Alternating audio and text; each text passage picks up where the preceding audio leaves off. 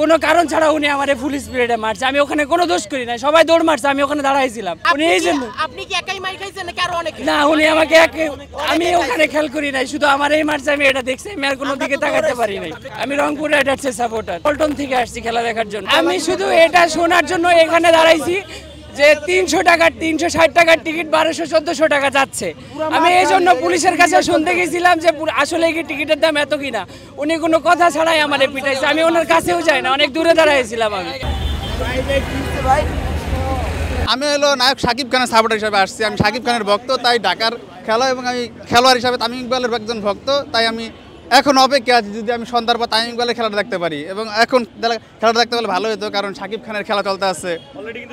হ্যাঁ, শুরু হয়ে গেছে। তারপর আমরা অপেক্ষা আছি, সব দর্শক দেখেন অপেক্ষা আছে, সবাই কেউ না কেউ এনে শাকিব খানের ভক্ত, তামিম ইকবালের ভক্ত, সবাই। এবং আমরা এখন হতাশ।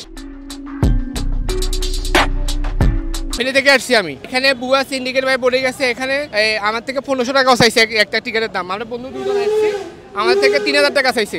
3000 টাকা একটা খেলায় কি দেখা যায়? আমি ফেনী থেকে আসছি, আমার বাড়াই গেছে শুধু 1000 টাকা।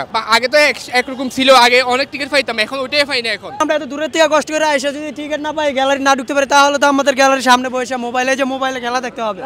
এছাড়া তো আমরা উপায় দেখতেছি না। আপনারা 8টার দিকে আসছি সকাল, লাইন কি মানে টিকিটের জন্য পুরো স্টেডিয়াম মানে ঘুরছি, কোনো টিকিট পাইতেছি না। অনলাইনে ঢুকছি, অনলাইনও বন্ধ।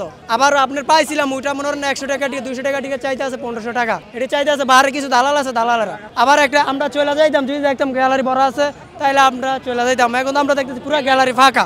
একজনের সবাই ফ্রিতে ঢুকতে দিচ্ছে, পুলিশের কি জানি হয়।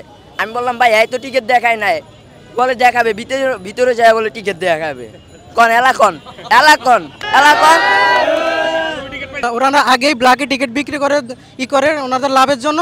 আর আমরা সাধারণ স্টুডেন্ট আর মানুষ যারা আছে তারা আসে টিকিট পায় না। এই টিকিটগুলো আসলে যায় কোথায়? আমরা সকাল থেকে দেশে, শুধু আমি না, দেশের বিভিন্ন জায়গা থেকে আসলে যে বিভিন্ন মানুষ আসছে, এত টাকা ভাড়া দিয়ে আসে, তারা জার্নি করে আসে, অসুস্থ হয়ে যায়। এখন তারা যদি আসার পর তারা মানে খেলাই না দেখতে পারে, তার কি লাভ হলো? বেলাকে 500 টাকার টিকিট 1500 টাকা বিক্রি করে এবং 1500 টাকাটা 3000 টাকা বিক্রি করে।